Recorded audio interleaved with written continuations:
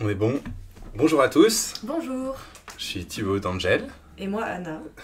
et aujourd'hui on va travailler le business plan en direct d'un gîte tout simplement. Donc bienvenue sur ce webinaire. On est en direct sur YouTube et LinkedIn normalement à la fois. Et c'est la première fois qu'on fait ce stream sur les deux plateformes à la fois. Exactement.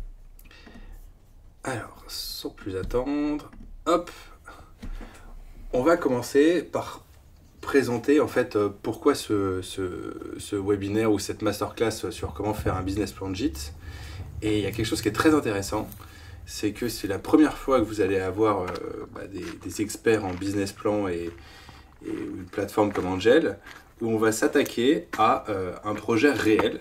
Donc c'est le premier épisode d'une série sur comment faire un business plan de gîte. Et on va commencer par la partie que tout le monde se pose, l'idée, tout simplement. Ça serait intéressant d'ailleurs si vous avez des projets, vous pouvez nous joindre. Comme ça on peut voir avec vous, est-ce que justement on ne pourrait pas le faire en live? Et est-ce qu'on ne peut pas obtenir des vidéos de votre part pour voir le projet, qu'est-ce que vous en pensez, etc. Donc ça pourrait être intéressant déjà de nous faire part de vos projets pour qu'on les fasse en direct. Et là on va attaquer du coup sur ces fameux gîtes. Alors pour présenter, effectivement, tout le monde sait qu'on est basé à Saint-Malo et qu'en fait, il s'agit d'une petite maison qui est juste à côté de Saint-Malo, donc dans la baie du Mont-Saint-Michel, avec un peu de rénovation, beaucoup de charme, super positionnement. Et donc voilà, comme toute personne qui se dit tiens, j'ai une maison et je suis dans une zone touristique, je me dis... Un peu de rénovation, il n'y a plus de plancher, là je viens de voir sur la vidéo. Effectivement, bienvenue en Bretagne, on a de la mérule, mais rassurez-vous, si vous n'avez pas de mérule, vous pouvez avoir des termites. Alors, super. Donc sans plus attendre, ce qu'on va commencer par faire, c'est se dire tiens, on va travailler le business plan et on va aussi regarder quelle est la fiscalité, quel est le classement des gîtes, des petites astuces qui vont permettre de savoir comment justement lancer son gîte, comment se structurer, qui voir. Et donc à la fin, n'hésitez pas à venir nous voir si vous avez besoin d'un coaching pour votre gîte, ou bien vous lancez-vous sur la plateforme parce qu'elle est très simple. Oui, dernière remarque, notre méthode elle est applicable à n'importe quel business. Donc bien sûr là on va l'appliquer pour le gîte parce que c'est un projet qui est réel et on a envie d'aider la personne qui veut faire ça. Mais voilà, tous les conseils qu'on donne, la plupart vont être applicables à votre business dans tous les cas. Donc, voilà. Pour commencer, on va, avant de commencer surtout, préciser qu'est-ce qu'un business plan et pourquoi faut-il en faire un. La première chose qu'on voit dans les entreprises et qui est le plus gros problème d'une entreprise, c'est que souvent elle ne marche pas. C'est-à-dire, si vous avez une entreprise, que ce soit un gîte, ou vous êtes freelance, ou vous êtes coach, la règle numéro 1, c'est que vous êtes là pour générer du revenu. Et 50% des entreprises échouent dans les 5 premières années parce qu'en fait, elles n'ont pas suffisamment de revenus et elles sont aussi très souvent... leur liquidation est due à une mauvaise gestion. On n'avait pas imaginé qu'il y avait des coûts, on n'avait pas imaginé les charges, tous ces systèmes-là. Et donc, c'est pour ça qu'il faut avoir un business plan. Aujourd'hui, quelqu'un qui vous dit qu'on peut démarrer sans business plan, c'est souvent quelqu'un qui n'a pas vraiment d'expérience dans l'entrepreneuriat, ou alors qui fait juste vendre des vidéos sur Internet. Ou qui n'a pas peur. Ou qui n'a pas peur. Alors, la mission d'Angel aujourd'hui, et notre raison d'être, c'est de vous aider à réussir votre création d'entreprise. Et pour réussir votre création d'entreprise, ça passe par avoir un bon business plan. Donc quand vous êtes chez Angel, vous démarrez avec une idée, vous démarrez avec un projet, et vous allez sortir avec un business plan qui va vous permettre de réussir votre boîte. Un business plan, c'est pas juste un fichier Excel. Un business plan, c'est pas des chiffres. Un business plan, c'est d'abord, vous avez structuré votre idée. Vous connaissez l'écosystème. Vous savez comment trouver des clients. Parce que si vous savez générer du chiffre, si vous avez généré de l'intérêt, si vous répondez à un besoin, votre boîte, elle a une possibilité d'avoir tout simplement du revenu. Et donc là, en l'occurrence pour un gîte, on voit qu'il y a énormément de demandes dans la baie du Mont-Saint-Michel, donc ça fait sens d'avoir justement encore un gîte qui est présent pour rajouter à la demande. Même s'il y a beaucoup de concurrence, on le verra il y a un peu beaucoup de plus tard. concurrence, mais en même temps, sachant qu'il commence à faire très chaud sur la planète, tout le monde va vouloir aller en Bretagne. La nouvelle Côte d'Azur. Exactement. Donc, votre business plan, ça va être notre mission, ça va être de générer un prévisionnel réaliste. Et c'est là où c'est assez exclusif ce qu'on fait, parce qu'on va démarrer avec un business plan qui est basé sur des idées, des hypothèses, et au fur et à mesure du temps, on va venir le corriger sur les prochains épisodes face à des professionnels, et vous verrez à la fin ce qu'on va annoncer pour la suite. Pour ça, en fait, on a construit Angel pour vous permettre à chacun de réussir à faire votre business plan chez vous, tranquillement. Vous pouvez vous lancer. L'outil est 100% en ligne, c'est très pédagogique, c'est très simple à faire, c'est pour ça qu'on va l'utiliser dans cette vidéo, pour vous montrer que vous pouvez faire un business plan chez vous, le réaliser, revenir dessus quand vous voulez, et en plus, il y a des suggestions de données, comme ça vous n'êtes jamais perdu. L'outil est sympa, et si vous avez besoin, effectivement, on a des coachs qui sont à disposition pour vous aider sur plein de domaines d'expertise, et voire même pour, si vous avez un service en B2B, ça permet de trouver des clients, et on verra tranquillement après. Donc, du coup, on va passer... Attendez, j'ai juste un truc, c'est le mauvais écran.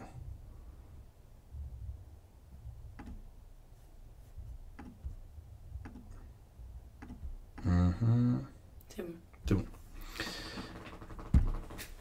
Du coup, pour démarrer, on va démarrer tout simplement par le classique démarrage de la plateforme Angel, qui est la plateforme qui vous permet de structurer votre idée pas à pas. Donc c'est très simple, il y a 2 étapes principales et 3 étapes supplémentaires qui sont très pratiques.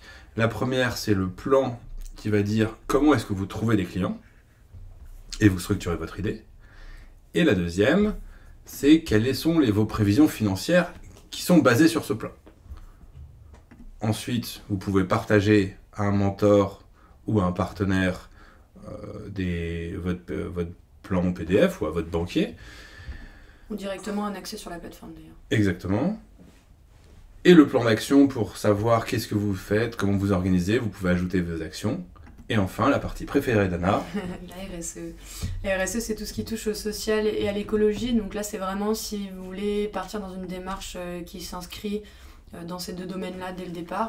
Ben, en fait, on vous propose un quiz pour savoir où vous en êtes dans cette démarche et pourquoi pas continuer en fait tout simplement à aller vers ça.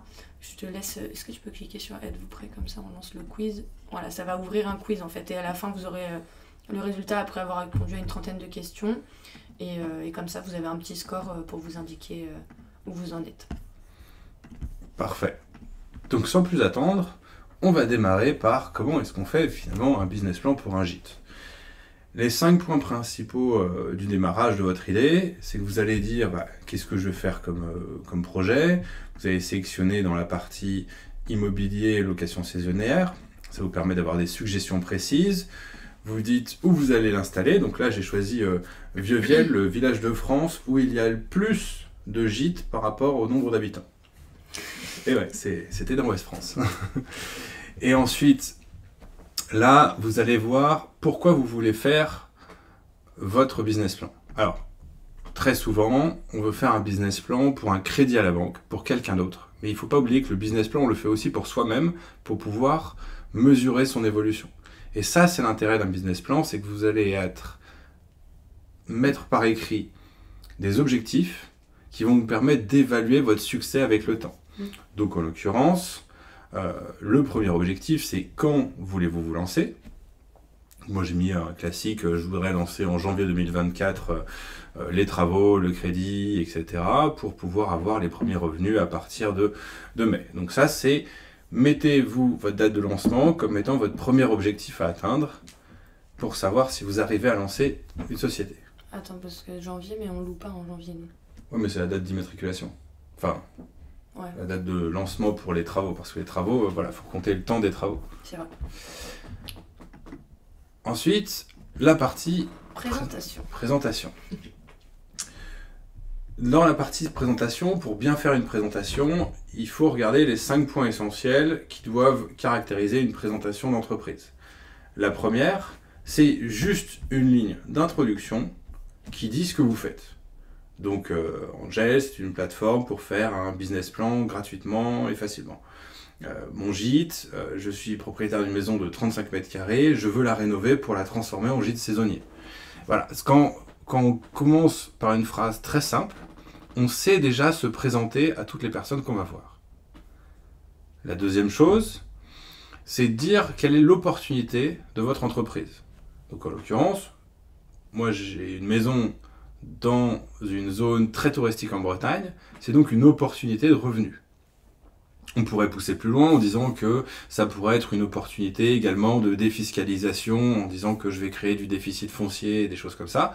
Ça, c'est quelque chose de complexe qu'on verra plus tard.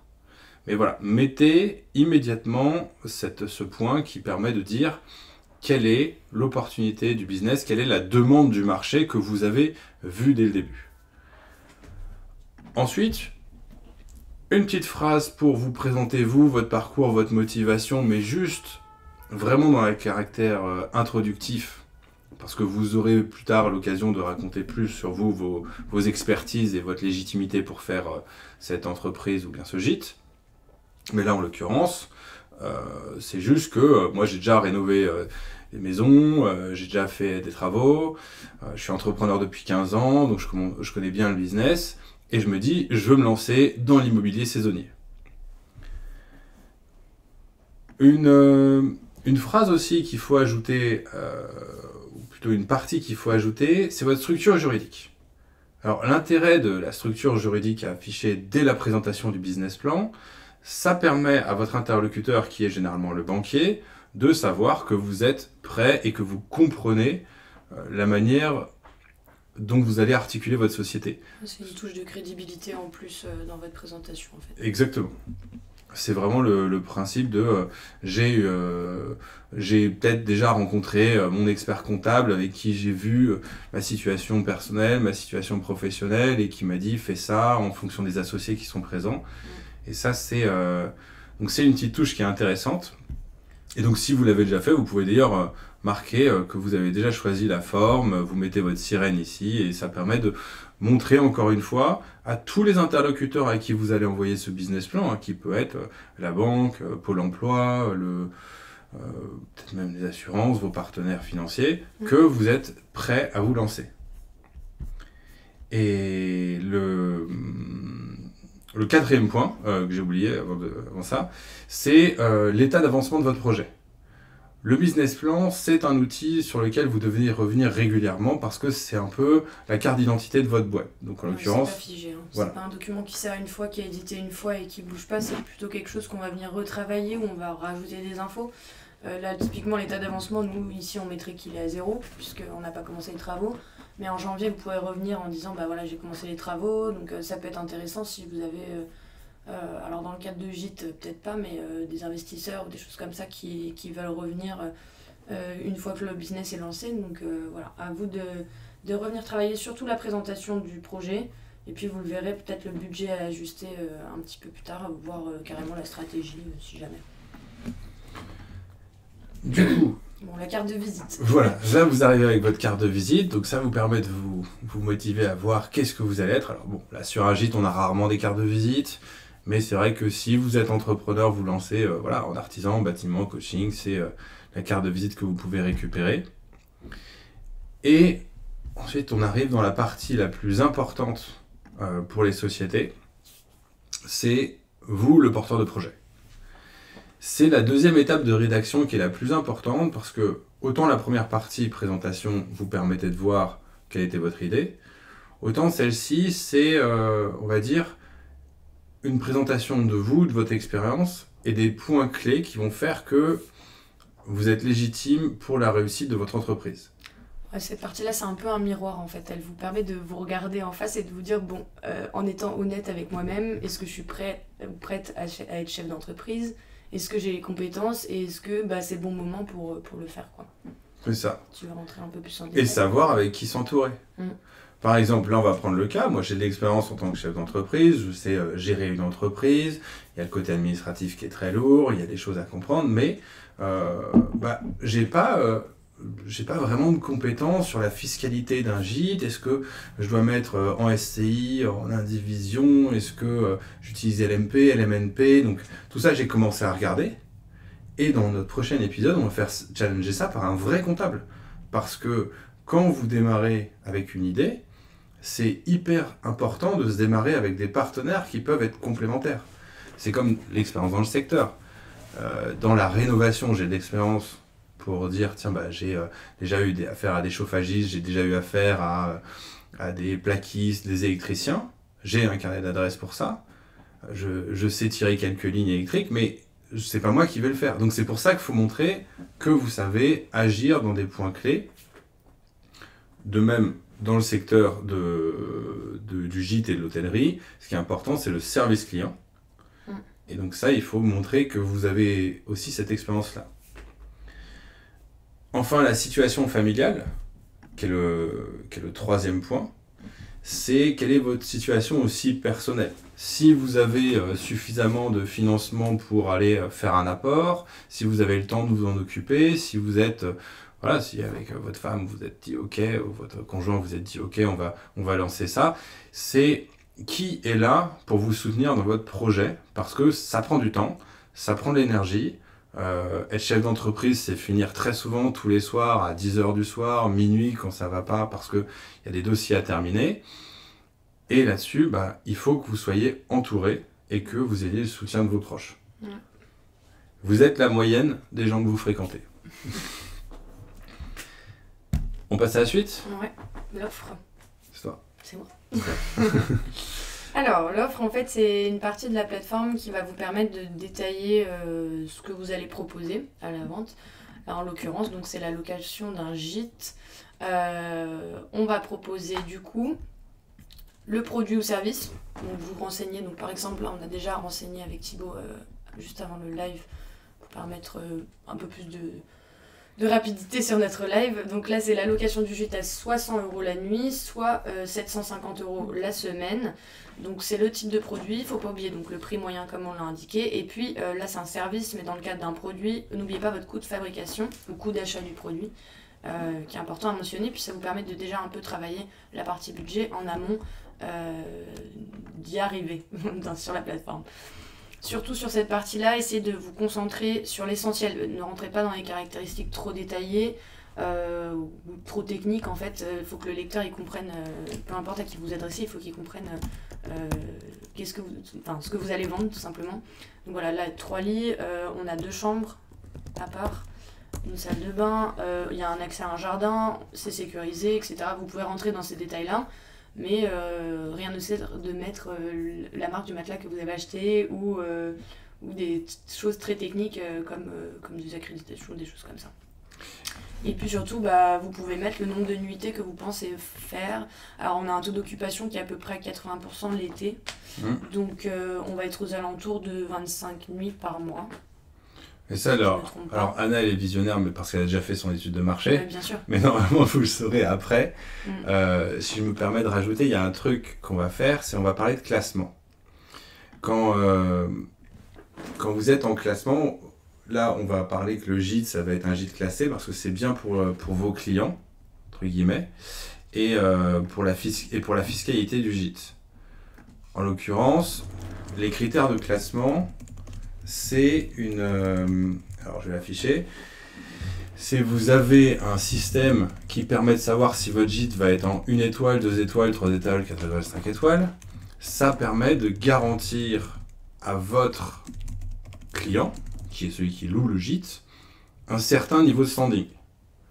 Alors ça, il y a un gros document PDF, et si vous voulez, on pourra vous l'envoyer à la fin du live, qui permet de savoir quels sont les critères à faire qui vont être vus pendant le classement du gîte. Donc là, ça c'est avec le site, ça sera avec le site Atout France, donc vous pouvez aller voir aussi sur Atout France, France Classement. Qu'est-ce qu'il faut ? Hop, ça c'est le site officiel, hein, regardez bien Atout France, et vous allez voir tout ce qui va vous concerner pour retrouver comment classer votre gîte. Ça permet déjà pour le client d'avoir on va dire d'être plus serein sur la qualité de votre gîte, mais aussi donc sur la fiscalité, et ça c'est ce qui rejoint la partie présentation, de se dire tiens, si aujourd'hui moi je fais 12 semaines consécutives maximum en location, je vais être en barème de type l'impôt sur le revenu, eh bien, je peux rajouter un classement parce que comme ça, sur le régime microbique, je vais avoir 71% d'abattement. Donc, je me simplifie ma compta, je ne me prends pas la tête, je vais juste payer donc 29%, enfin payer, ça va juste être mis sur mon assiette d'impôt sur le revenu, et donc ça va me coûter moins cher que si je ne l'avais pas fait classer. Alors ça encore une fois, c'est une théorie qu'on peut se dire, tiens, on va la garder en tête, parce que ça se trouve, c'est plus intéressant d'être ce qu'on appelle au réel. Et donc là, Angel va vous permettre de calculer comment ça va fonctionner votre gîte au réel, parce que Angel est une solution pour faire un business plan pour une entreprise. Exactement. Donc là, l'idée, c'est surtout de voir qu'est-ce qui est le plus avantageux pour vous. Et quand je parlais des 25 nuits, du coup, en fait, l'idée, c'est surtout d'être sûr que vous n'allez pas vous surcharger. Donc, de bien calculer en fonction de ce que vous pouvez offrir. Vous n'allez pas calculer 40 nuits par mois, enfin, c'est pas possible. Donc, sur un gîte, c'est assez simple parce que c'est à la nuitée ou à la semaine. Mais attention à ne pas chevaucher justement des réservations, des choses comme ça. L'idée, c'est juste de vous dire environ combien de nuitées je vais pouvoir offrir à mes clients. Et donc sur un produit ou service autre, si jamais vous devez l'adapter à un autre secteur, l'idée c'est de ne pas calculer trop d'heures de travail, sachant que vous êtes tout seul. Quelle est votre productivité, combien de produits vous pouvez vendre, combien de services vous pouvez offrir. Voilà, à vous d'adapter, mais surtout n'oubliez pas de ne pas surcharger en tout cas ce volume de vente. Et comme Diana, il faut regarder aussi comment vous allez vous organiser, parce que nous, on a choisi de faire quelque chose de très simple. De mai à septembre, location du gîte, parce que si on va plus loin que septembre, on a un risque de besoin de chauffage. Ouais. Et donc ce ne sont pas les mêmes prix. On a des très belles saisons en octobre, faut pas oublier. Mais ça, c'est regarder à ce moment-là qu'est-ce que vous voulez offrir comme service et le borner. Ça vous permet de mettre vos idées sur le papier, en l'occurrence sur Angel, pour dire, tiens, finalement, qu'est-ce que je vais vendre aujourd'hui et à peu près quel va être mon modèle économique. Donc maintenant... Alors, continuons avec l'étude de marché. L'étude de marché, c'est une partie qui est très importante dans le sens où elle va vous permettre de vous positionner, vous, sur ce marché en question, avec votre offre. Donc déjà, on a commencé par 5 questions qui sont très globales. C'est vraiment pour approcher le marché de manière nationale. Est-ce qu'il y a de la demande pour les gîtes? Est-ce que la société, elle va plutôt vers la consommation des nuitées en gîte, ou est-ce qu'elle va plutôt vers une consommation vers les hôtels ou des choses comme ça? C'est des infos que vous pouvez retrouver sur internet, donc là c'est à vous d'aller faire vos petites recherches, d'essayer de trouver les infos. Il y a des sites officiels qui sont très, très bien pour ça. Sur la droite, on vous laisse des conseils toujours. Les vidéos sont différentes à chaque étape. N'hésitez pas à regarder les vidéos, à consulter la banque d'articles. Dans tous les cas, vous aurez les sources si besoin. Et puis on a le chat en bas à gauche aussi de l'écran si jamais vous voulez nous contacter en direct. Voilà, en général c'est moi qui réponds. Donc voilà. Voilà, j'ai envie de recevoir la notification. Et puis bien sûr, donc, est-ce que la technologie, ça vous aide à vous développer? Est-ce que vous êtes plutôt avec un impact neutre, voire positif sur l'environnement? Et enfin, quelles sont les réglementations sur votre marché pour les gîtes? Les réglementations, elles sont assez fortes, tout ce qui est hôtellerie, restauration, toujours un peu négatif dans le sens où ça va vous freiner dans votre développement, puisqu'il faut correspondre à ces réglementations pour pouvoir vous lancer. Et en ce qui concerne le marché en lui-même des gîtes, donc on va avoir un secteur qui se développe énormément via les plateformes de réservation. Donc ça c'est plutôt positif parce que dans le sens où ça vous évite de faire un site web où il y a un système de réservation, vous pouvez directement passer par ces plateformes-là. On a environ 44 000 gîtes en France, ce qui est assez conséquent, avec beaucoup plus de meublés de tourisme, mais ça c'est une autre info. Et puis le chiffre d'affaires du secteur il s'élève à 600 millions d'euros. On est sur un plus 20% par rapport à 2019 et le secteur continue de croître, à part dans les grandes villes, parce que je ne sais pas si vous avez entendu, mais entre New York et Amsterdam, Airbnb se fait voler le marché. Donc voilà, si vous n'êtes pas dans les grandes villes, c'est plutôt positif, c'est un secteur qui va continuer à être en croissance, surtout depuis le Covid, ça fait que remonter. Donc voilà, les challenges sur le marché, beaucoup de concurrence, comme on l'a dit précédemment, la réglementation comme on l'a dit également, et puis être sûr de sa rentabilité. Et puis les opportunités, c'est tout ce qui est de miser sur le local, le retour à la simplicité, le bio, et puis une expérience personnalisée et beaucoup de confort à l'intérieur des gîtes.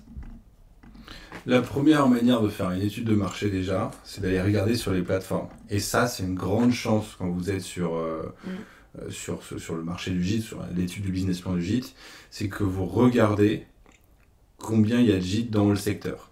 Alors ça, c'est vraiment pour la deuxième partie de l'étude de marché, je préfère juste préciser. Ouais, local. Je peux remettre, c'est vraiment en local. Du coup, c'est vraiment la partie texte en dessous. La première, les 5 questions, c'est national.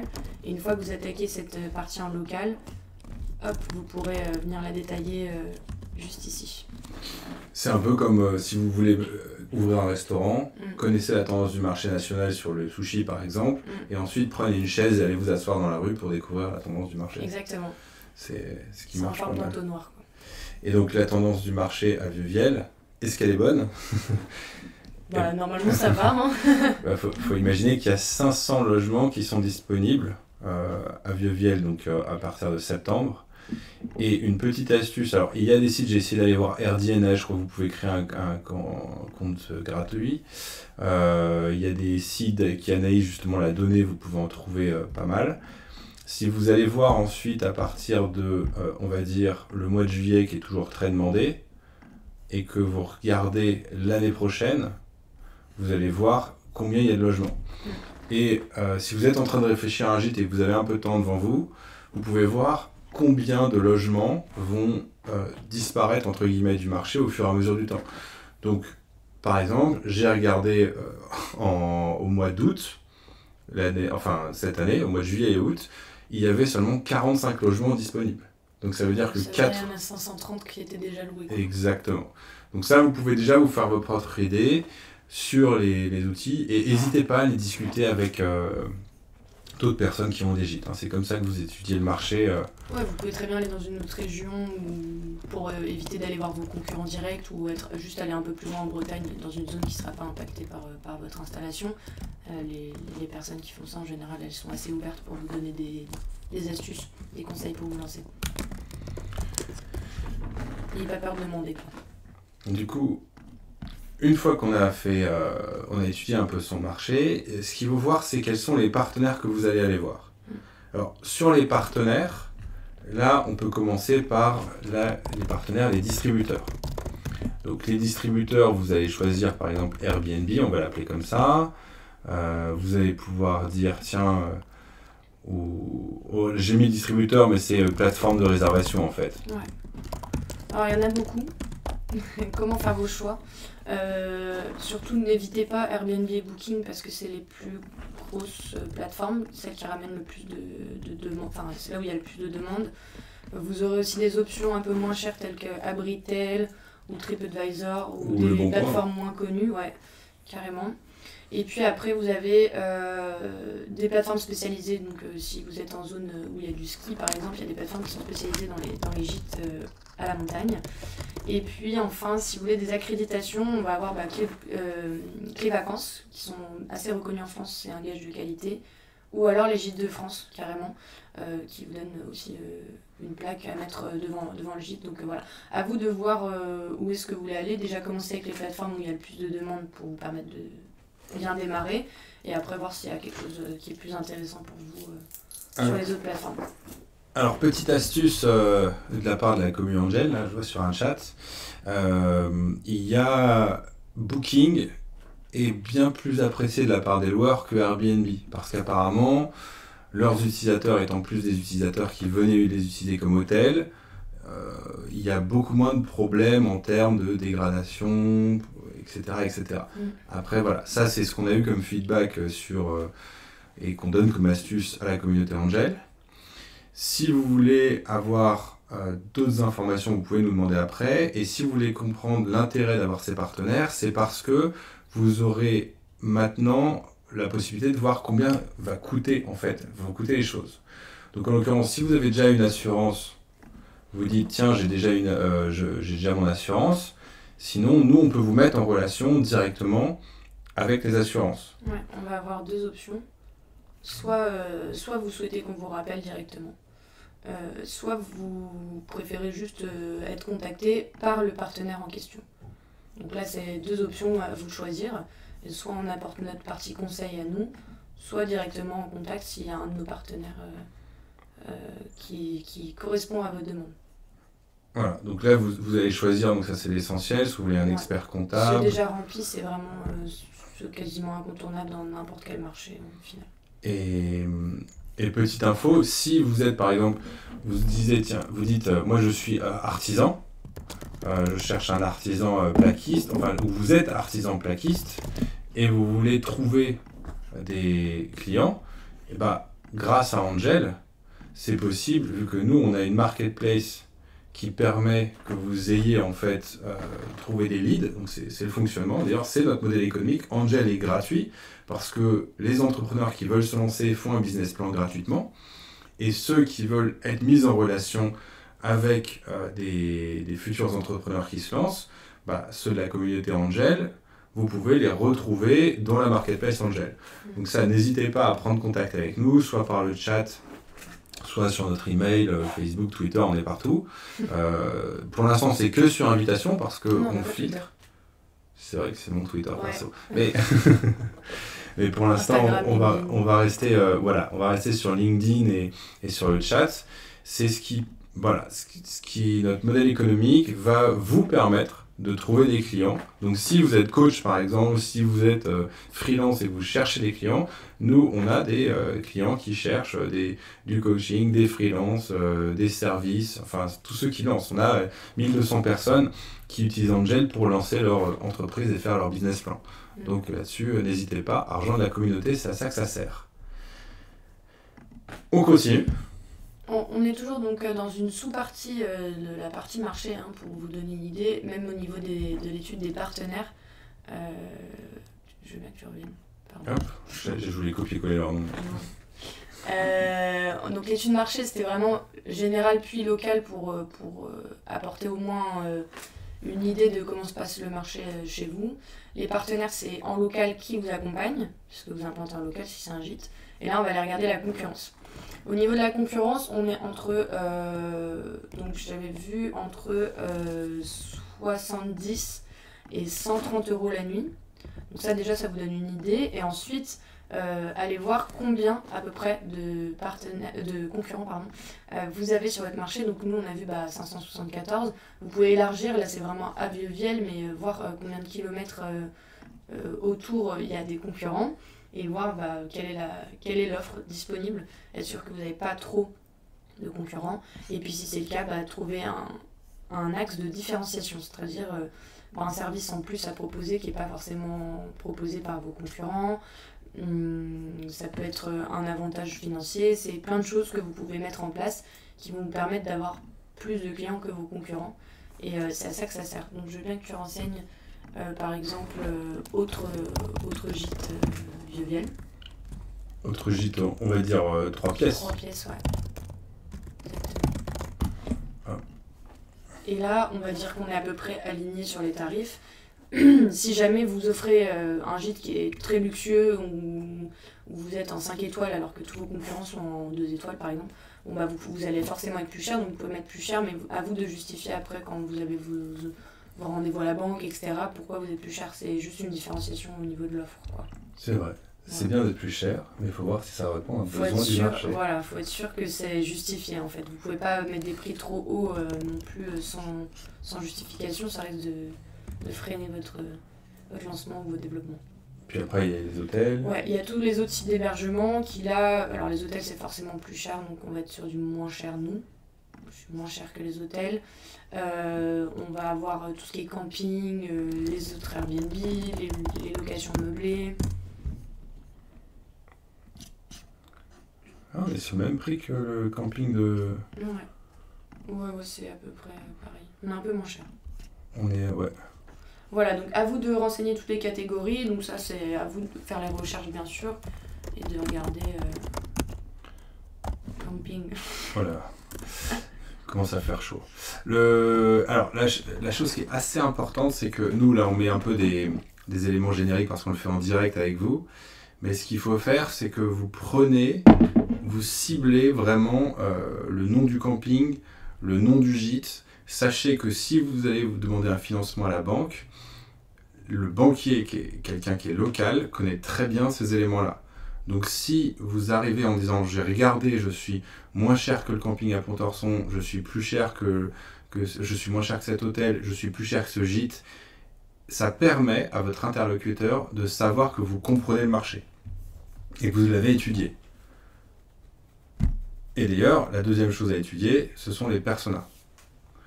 Et ça, c'est ce qui va vous permettre... On va expliquer ce que c'est un persona. Voilà. Le persona, c'est pour éviter de faire l'erreur de vendre à tout le monde. C'est impossible de vendre à tout le monde. Impossible. Votre gîte ne pourra pas plaire à tout le monde. Vous pouvez dire, tiens, je vais cibler ceux qui font des pèlerinages au Mont-Saint-Michel, par exemple. Vous pouvez dire, ça c'est un des personas. Déjà, vous ne toucherez pas en fait les critères clients qui partent en vacances qu'en hôtel, par exemple. Déjà, c'est des gens à qui vous ne vendrez jamais. Donc c'est la preuve que vous ne pouvez pas vendre à tout le monde. Donc effectivement, on a ceux qui font les pèlerinages au Mont-Saint-Michel. On peut avoir des familles, ça peut être des couples. Après, c'est un gîte avec 2 chambres. C'est pas forcément des couples. Ça peut être 2 couples d'amis, par exemple. On va avoir... qu'est-ce qu'on peut avoir ? On peut dire 2 parents, 2 enfants. Alors ça, c'est une technique qui est assez, on va dire, ludique. Parce qu'on aime beaucoup la gamification et le côté ludique pour se faire plaisir en faisant un business plan. Prenez quelque chose que vous avez vu dans un film, dans une série, qui va vous permettre d'appuyer votre persona. Le persona, c'est un personnage fictif de celui ou celle qui va rentrer chez vous en tant que client. Ça vous permet de dire, c'est quoi, moi je veux avoir un gîte un peu moderne, mais dans la baie du Mont-Saint-Michel, parce que ceux qui viennent et qui sont un peu dans la nouvelle technologie ont envie d'avoir du Wi-Fi, 2 une prise pour recharger sa voiture, 3 un spa, j'en sais rien. C'est vraiment vous allez cibler. Donc là, si je dis j'ai une famille, les Simpsons, ils veulent voyager, c'est des Américains, ils sont habitués à avoir de l'espace, donc eux, ça va pas être terrible d'avoir un gîte de 30 mètres carrés. Bon. Mais c'est vous qui allez imaginer ce gîte pour lui donner une saveur, parce que derrière, c'est ce qui va permettre à votre client, quand il est sur la plateforme Airbnb, de se dire « Tiens, ça me parle d'être là ». Donc vous pouvez en avoir plusieurs. Mais encore une fois, vous allez dire, par exemple, dans ce gîte, vous ne pouvez pas faire de la musique, vous ne pouvez pas faire de bruit, parce qu'il y a des voisins, ou à l'inverse, vous dites, vous pouvez faire des soirées tant que vous voulez, parce qu'il n'y a personne. Ouais, il y a des chiens, il y a plein de choses que vous pouvez détailler. En fait. Donc ça, c'est vous. Et on vous conseille 3 clients, 3 personas, donc 3 clients types que vous souhaitez viser. Tu feras attention, tu n'as pas changé B2B. Ah oui. B2C, c'est est-ce que vous vendez aux gens en général ou est-ce que vous vendez en B2B, c'est-à-dire à des entreprises. Donc là, à vous de voir, vous pouvez très bien proposer votre gîte pour les séminaires ou des choses comme ça. Ou ça peut être un autre client que vous souhaitez viser. C'est vrai, on peut faire B2B, séminaire. En disant séminaire. Ouais. Là, vous mettez les détails des entreprises que vous voulez. Donc, ça, c'est pour les gîtes un peu plus gros avec peut-être 10 places ou même plus. Ouais, parce que là, ils vont être serrés. Là, ça va être un peu serré. Mais voilà, ça peut être un autre client, notre persona. Donc ensuite, on va parler le discours commercial. Alors, d'habitude, ça c'est très utilisé pour justement dire quels sont les avantages de votre produit ou de votre service par rapport à la concurrence, comment le faire. On peut utiliser la méthode de Soncas pour ça. Ça peut être la toute première étape du travail de votre discours commercial. Ça ne veut pas dire que ça sera votre discours final, mais vous pouvez utiliser cette matrice pour le construire. En fait, Cap Soncas, c'est une matrice qui va prendre les 6 motivations d'achat qui s'appliquent dans n'importe quel secteur.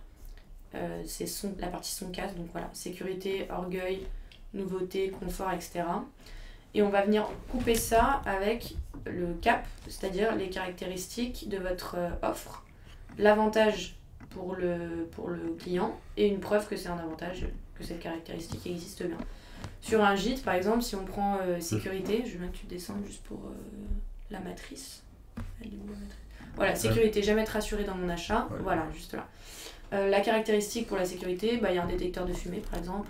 On a une protection sur la piscine qui est disponible et l'avantage pour le client, c'est pas de stress pour les enfants s'ils tournent autour de la piscine. Le détecteur de fumée, pareil, ça sonne dans la nuit s'il y a un feu. Preuve, vous pouvez mettre des photos à l'appui, par exemple.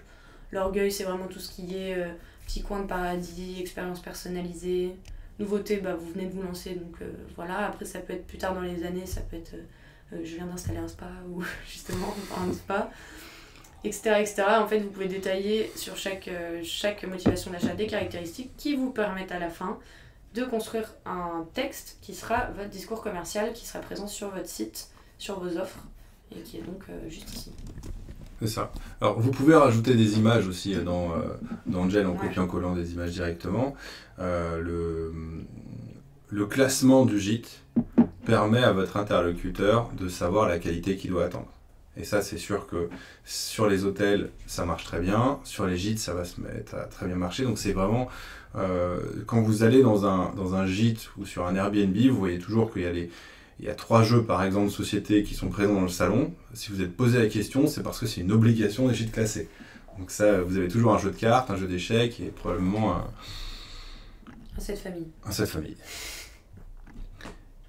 Quand vous avez terminé donc cette logique de dire quelle est mon offre finalement, sur quel marché je la vends et à qui je la vends, quand vous avez défini avec les partenaires avec qui vous allez travailler et face à quelle concurrence vous allez travailler, quand vous savez ce que vous allez dire à vos prospects pour les transformer en clients, là c'est le moment d'attaquer la partie majeure, la clé de voûte du business plan, qui est l'acquisition de vos clients. Donc, le bouche à oreille, c'en est une. De faire de la publicité partout sur les réseaux sociaux, c'en est une. Pour un restaurant, le fait de se poser dans une zone de chalandise, c'en est une. Et en l'occurrence, pour la partie gîte, eh bien, c'est assez simple parce que c'est un mix plateforme Airbnb Booking. Quand vous prenez cette partie-là, elle est de très haute importance parce que c'est elle qui va faire le lien entre votre prévisionnel financier et ce que vous avez dit auparavant. C'est une logique de business plan. Donc c'est ce qui va faire la raison pour laquelle vous allez générer un certain chiffre d'affaires. Donc nous on a dit qu'on avait 80% de l'occupation dans cette zone touristique en moyenne sur ces 5 mois. Donc ça nous fait 25 nuits par mois. Donc de mai à septembre, 125 nuits par an. Et le coût qu'il faut rajouter, il est de... donc il y a un coût du côté client, mais il est de 3% pour ces plateformes-là. Ça, c'est la base. Donc vous savez que si vous avez votre gîte sur Airbnb, vous allez payer 3% Airbnb, le client va payer 10%, ce qui est très bien fiscalement, surtout si vous avez choisi de travailler avec un régime micro simplifié qui va être de LMNP parce que vous allez payer 29%, enfin vous allez mettre sur votre assiette d'impôt sur le revenu 29%. Et ça, c'est ce qui va dire, moi j'ai vu ça. J'ai même appelé Airbnb et Booking, ils m'ont confirmé que c'était à peu près ça. Et ça, on va le tester pour le prochain épisode. Mais vous enregistrez ça et ça vous dit, voilà, qui s'occupe de la gestion Airbnb et Booking, tout comme qui va s'occuper d'ouvrir aux clients. Parce qu'il faut savoir que si vous voulez un gîte de plus de 3 étoiles, vous êtes obligé d'être là pour ouvrir, accueillir et fermer. Donc ça veut dire que vous ne partez pas forcément en vacances pendant l'été. En même temps, qui veut aller en vacances ailleurs qu'en Bretagne. Cette si belle région. Maintenant... C'est limite un vieux la Bretagne. J'allais dire, on est presque en Normandie là quand même. Parce qu'on parle du Mont-Saint-Michel, les Normands ils vont nous taper sur les doigts après. Alors il y en a une qui risque d'avoir un problème à droite là. Donc, le chiffre d'affaires. Le chiffre d'affaires. Revenons au chiffre d'affaires. On va réinitialiser le tableau. Ouais. Donc on va faire un truc simple, on va le lisser sur une année. Parce que c'est vrai qu'on a dit qu'on le faisait sur 5 mois. Mais donc si on lisse 125 nuits par mois, c'est ça ? Non, 25 nuits par mois. Oui, 25 nuits par mois, donc 125 nuits... sur la période où on loue, 22 semaines à peu près.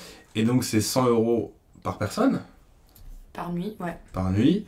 Donc si on regarde par exemple, tiens, on va se positionner comme eux, le cottage. Donc chez Sarah, qui loue son lit, qui loue son gîte pour la nuit, donc... il y a les frais de ménage, frais de service, mais il y a Airbnb qui prend beaucoup. Bon, on va rester sur 100, comme ça fait un lancement où on est un peu moins cher que les concurrents, c'est déjà pas mal. Ok, 100, on va rester sur 100. Mm.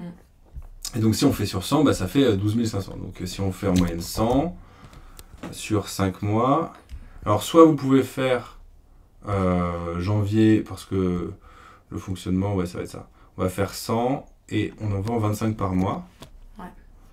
De janvier à décembre, tac. Et là, après, vous allez pouvoir mettre le volume à 0 ici.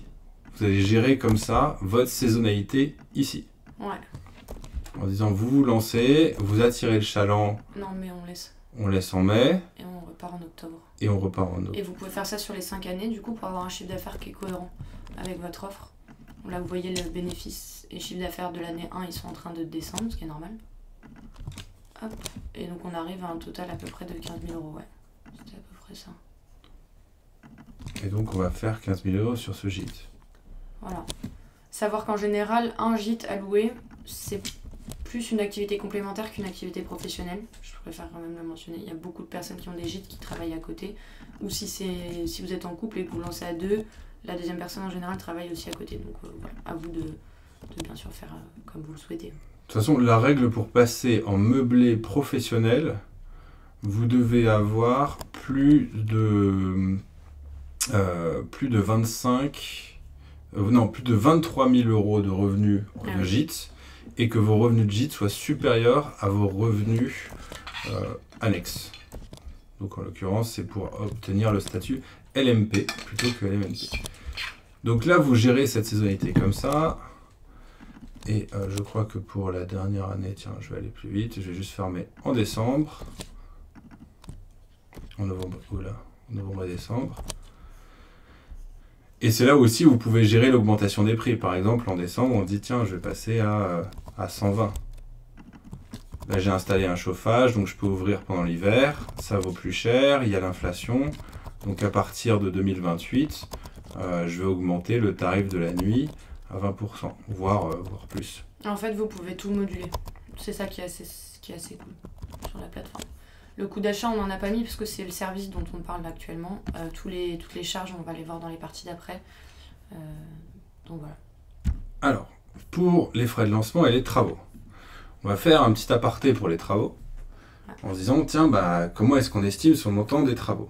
Alors déjà, juste, il y a l'achat du bâtiment si jamais vous n'êtes pas déjà propriétaire. Parce qu'il y a peut-être des personnes parmi vous qui n'ont pas encore le bâtiment.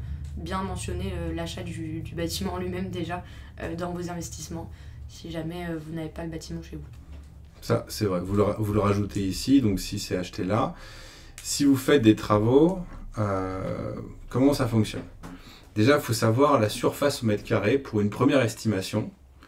Et donc, là, j'ai pris une petite application qui s'appelle Polycam. Il y a 3D scanner. Vous prenez votre iPhone et vous scannez la maison. Vous baladez comme ça, vous voyez, c'est hyper simple. Et ça vous permet à la fin de savoir la surface, tout simplement de combien fait votre maison. Donc là, moi, j'ai vu qu'à la fin, vous avez 33 mètres carrés pour votre maison. Vous le voyez là-bas au-dessus. Et ça vous donne d'ailleurs, si je regarde, je vais enlever ça, hop. Si vous voyez, ça va vous donner ça va vous mesurer automatiquement toutes les murs, toutes les surfaces, etc. C'est vachement bien, vous gagnez beaucoup de temps. Ensuite, pour savoir combien coûtent les travaux, c'est très bien de s'adresser à des professionnels, mais c'est encore mieux de s'adresser à des gens qui connaissent. C'est dur. Donc, qui ont l'expérience côté client. Parce qu'il faut savoir que les partenaires professionnels ont toujours envie de récupérer des chantiers et peuvent vous rajouter un surcoût à la fin. Donc là, moi j'ai demandé à Diego qui m'a dit qui est dans le coin qui a rénové un gîte, et lui il m'a dit de tout un 100 mètres carrés, tout refaire, y compris la charpente et le toit, c'était 200 000 € pour 100 mètres carrés en 2018. Donc nous, je sais qu'on a une petite mérule dedans, mais globalement les toits ont l'air plutôt sains, les murs ont l'air pas trop mal, donc on peut partir à peu près sur un billet de 50 000 € pour tout refaire nickel et prévoir d'avoir un gîte au moins 4 étoiles sur 33 mètres carrés. On va retourner au business plan. Donc, c'est pour ça qu'on met 50 000 euros. Si vous avez une société classique qui n'est pas un gîte, c'est là où vous allez mettre aussi vos frais d'immatriculation, etc. Exactement. C'est quoi la différence entre un investissement et une charge, Anna? Alors, l'investissement, c'est quelque chose que vous achetez, ou en tout cas que vous financez, qui va être possible de revendre. Donc, en l'occurrence, on compte les travaux dans les investissements, puisque ça donne de la valeur à votre bien, et donc vous allez pouvoir revendre votre bien, notamment plus cher. Donc voilà, c'est pour ça qu'on les met là. Les frais de lancement, on les compte dans les investissements, parce qu'ils sont réalisés en général avant le lancement, comme le nom l'indique, et puis surtout que vous n'allez pas les récupérer. Si vous immatriculez votre société, vous payez en une fois, c'est une grosse somme, mais la société, si vous voulez la revendre, vous allez vous allez récupérer l'argent. Donc voilà, l'investissement, vous le payez, vous le récupérez à la revente, et la chose que vous avez achetée, elle va perdre de la valeur au fil du temps. Une charge, c'est quelque chose que vous payez que vous ne reverrez jamais. Typiquement l'électricité, c'est un peu comme si un investissement c'était un achat, et les charges c'était une location, si vous voulez un parallèle avec un appartement par exemple. Alors, j'ai vu, il y a des questions sur LinkedIn, je l'avais pas vu encore. Et j'ai répondu du coup. Le logiciel, ah oui, c'est gratuit, c'est ça. Donc oui, sachez que l'utilisation du logiciel est 100% gratuite. Vous faites votre business plan, vous pouvez le récupérer en PDF, vous le modifiez en illimité, c'est gratuit. Comme j'ai dit, notre modèle économique aujourd'hui, c'est de pouvoir trouver des clients qui se lancent à des partenaires qui sont des banques, des assurances, des experts comptables en ligne. On a beaucoup de services, on a plein de feedback de la part des 20 000 entrepreneurs qui ont lancé leur business plan avec Angel. Et donc, vous pouvez trouver des gens qui vont vous aider à faire votre business plan et en même temps vous lancer et réussir votre boîte. C'est vraiment le but d'Angel, c'est de vous aider à réussir votre entreprise. C'est ça. Et la vidéo sera normalement diffusée toujours sur YouTube après. Ouais. Sauf bug de YouTube, comme on l'a eu une fois lors du dernier gîte. Exactement. Alors, les charges. Donc, combien ça va me coûter? Ce qu'on a dit, c'est ce que vous payez que vous ne reverrez jamais. Donc vous avez plein de suggestions à droite qui vous permettent soit de cliquer directement, vous avez juste le coût à renseigner, on vous met même une suggestion. La récurrence est renseignée également, et donc vous avez juste les dates à mettre. Ça, c'est ce qui est pratique chez Angel. Tac. La catégorie d'ailleurs est remplie aussi, parce que si vous allez par exemple... Tiens, comptabilité. Compta c'est frais général. On peut changer. Bah non, mais justement, normalement quand on prend une suggestion qui n'est pas un frais général, frais bancaires et commission carte, vas-y. Voilà, charge financière directement. Donc il y a vraiment juste le coût à mettre, mais on vous donne une suggestion, et vos dates, tout simplement, à changer. S'il y a une charge qui n'est pas à droite, bon bah là, à vous de la renseigner directement. Donc vous pouvez cliquer sur... je vais attendre que Thibaut finisse. Okay. Vous cliquez sur ajouter une charge, et là vous rentrez ce que vous voulez. Donc, par exemple, Airbnb. Ouais. Genre ou la commission. Ou le ménage alors. Je l'ai mis, c'était nettoyage. Ah pardon, j'ai pas vu. Commission Airbnb. Donc ce qui est un peu embêtant, c'est qu'il faut faire le calcul par vous-même, parce que c'est 3%. 3% de 100 euros, on va y arriver. Ça devrait aller, mais... Je veux dire, si vous le mettez en... C'est pas en mensuel. Donc c'est 75 euros par mois. Voilà. Par exemple. Ah, il faut que tu changes la récurrence. La récurrence. Voilà, mensuel. Si vous payez qu'une fois par an, vous mettez en annuel. Hop. Par exemple, le classement d'un gîte. Donc si vous dites, tu as un coût classement gîte, hop. Donc on va arriver sur, c'est 185 euros. Bon, bah voilà, ça a l'air pas mal. On va aller sur Gîte Anjou. Le site il bug complètement, mais on va dire 185. Donc coût classement gîte.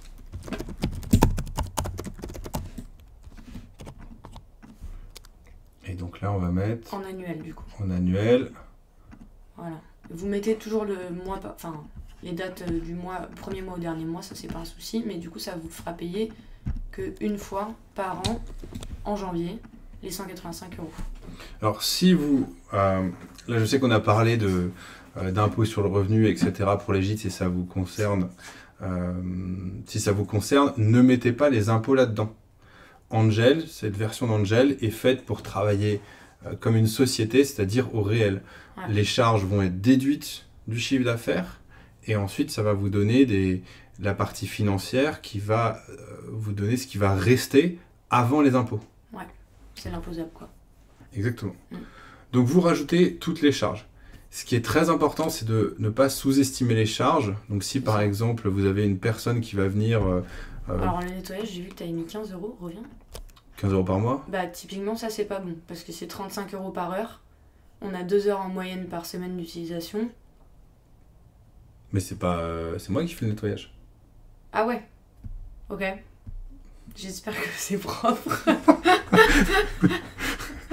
Je le sens pas, j'étais pas crédible. Non, je pense que voilà, typiquement le ménage on l'a sous-estimé là. On est plutôt sur du 280 € par mois. Produit nettoyage. Donc ce qu'on va faire, c'est que on va ajouter une charge en disant annuellement, je vais faire concierge et nettoyage. Ouais.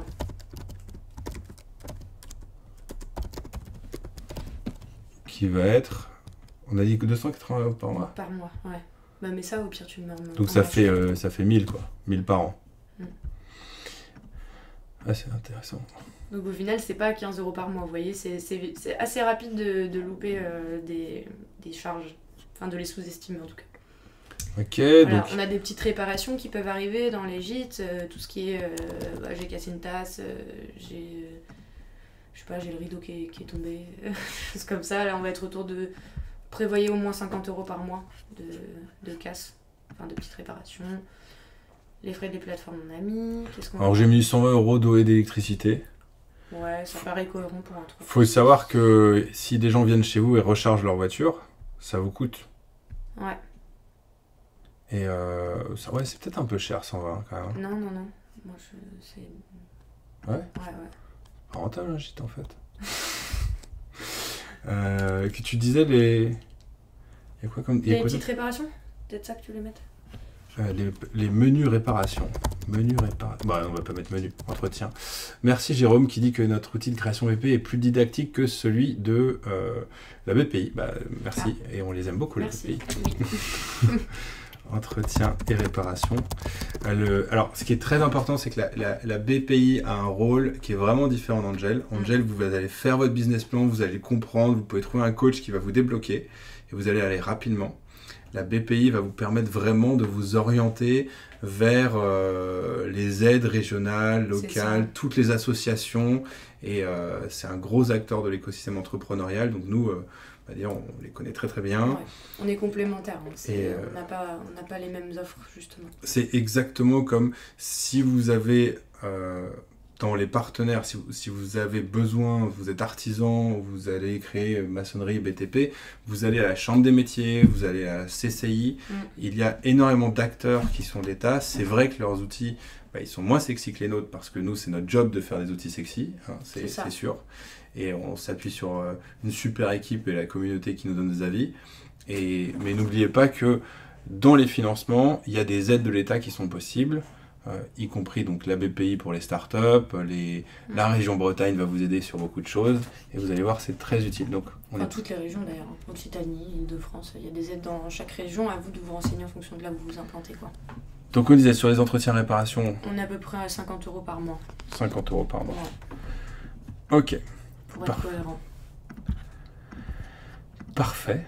Je pense qu'on a déjà un bon début. C'est un très bon début. On va aller voir ce qui se passe. Ouais. Donc on clique sur suivant et là on a le besoin en financement. Donc j'ai besoin de 54 445 €. Donc moi j'avais dit tiens je vais faire 40 000 € et apporter 10 000 €. Bah finalement je vais apporter 15 et... T'as fait un appel à un ami? J'ai fait un appel, c'est Anna qui va me subventionner.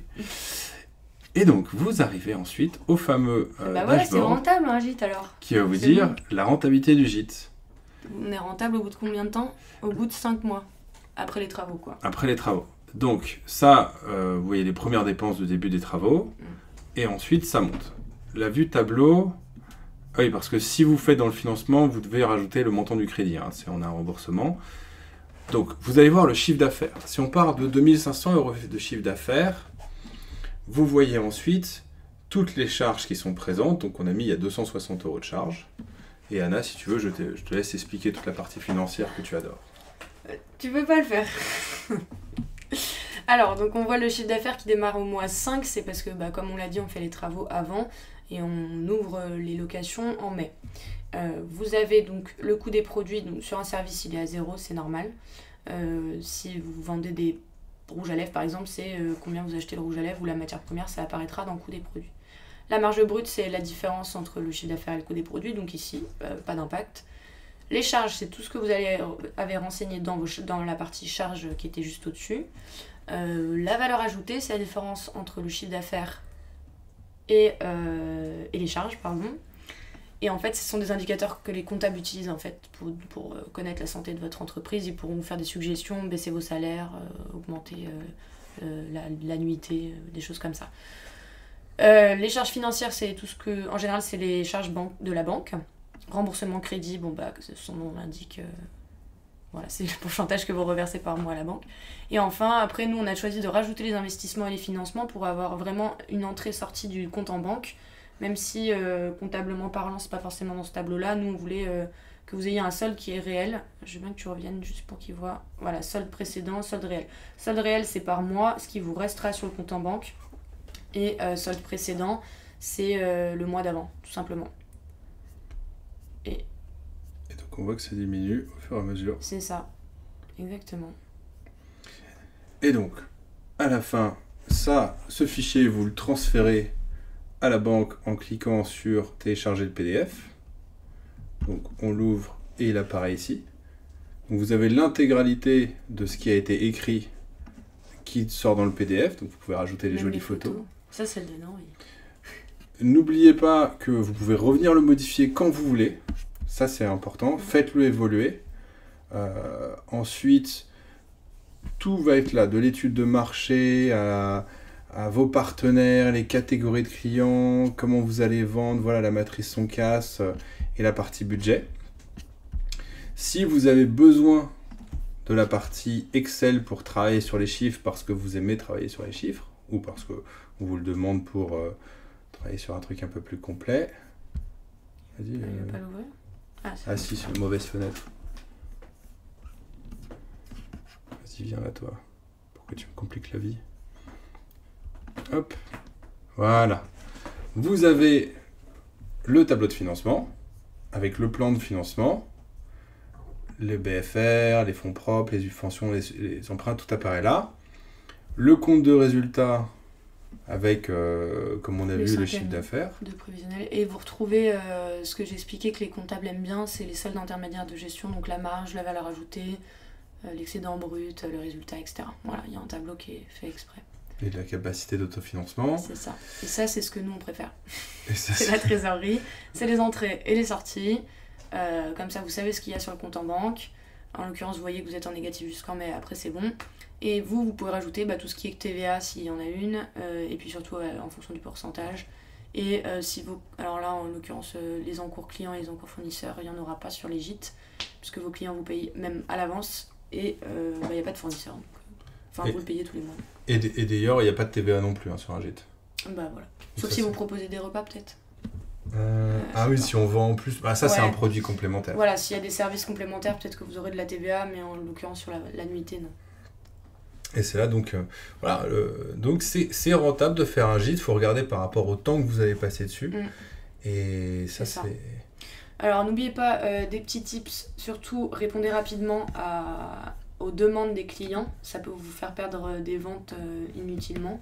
Donc mettez bien des notifications, des alertes, allez voir tous les soirs sur votre site pour répondre aux clients avant qu'ils réservent.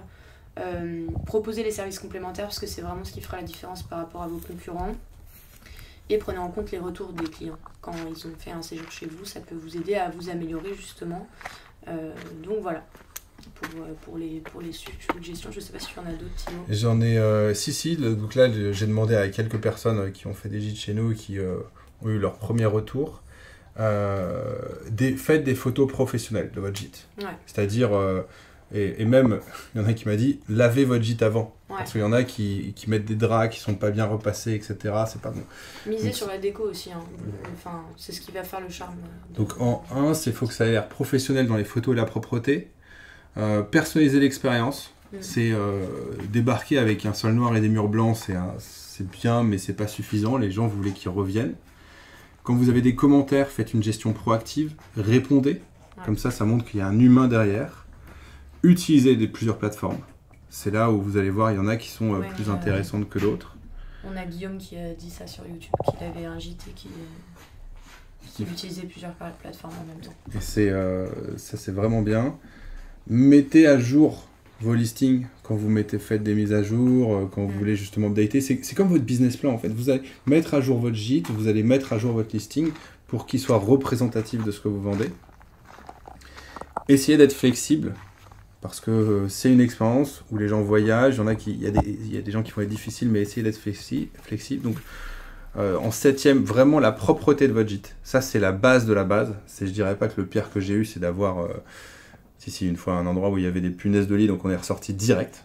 C'est-à-dire, la propreté, c'est vraiment un no-go et ça va vous tuer. Ça va vous tuer votre gîte parce qu'il va se faire retirer de la plateforme si c'est sale.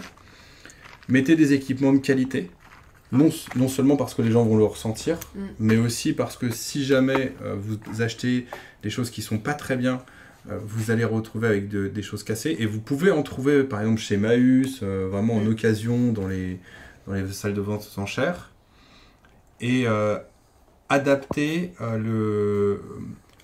votre gîte au local.